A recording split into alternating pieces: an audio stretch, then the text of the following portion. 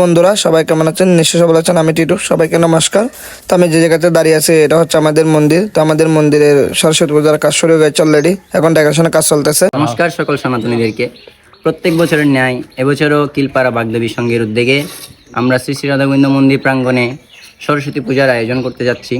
এবারের আমাদের আয়োজনে আমাদের ভাবনায় রয়েছে গুরুকুল।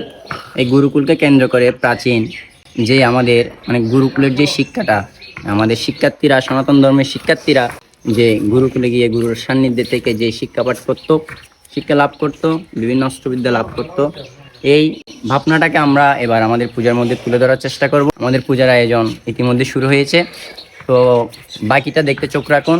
আর আমাদের পূজা অবশ্য 22 তারিখ আগমনের মধ্য দিয়ে শুরু হবে। বৃহস্পতিবার, আগামী বৃহস্পতি এবং শুক্রবার আমাদের পূজা শুরু হবে। তো বাকিটা দেখতে চাইলে আয়োজন চলে আসুন। আমাদের ঠিকানা হচ্ছে উত্তর ঘরনা, কিলপাড়া, পটিয়া, চট্টগ্রাম। কমলমুন্সিহাট যদি নামেন, কমলমুন্সিহাট নেমে রাস্তার পূর্ব পাশে রিক্সা যোগে বা সিএনজি যোগে 10 মিনিটের রাস্তা পায়ে হেঁটে আসলে, আর গাড়ি করে আসলে 10 টাকা ভাড়া দিয়ে আপনারা চলে আসতে পারবেন। নারায়ণবাড়ি গ্রামস্থ, আমাদের উত্তরকরণা গ্রামস্থ নারায়ণবাড়ির পাশেই আমাদের শ্রী শ্রী রাধাগোবিন্দ মন্দির। তো দেখতে হলে অবশ্যই চোখ রাখুন আমাদের এইবারের ভাবনায়। ধন্যবাদ, নমস্কার।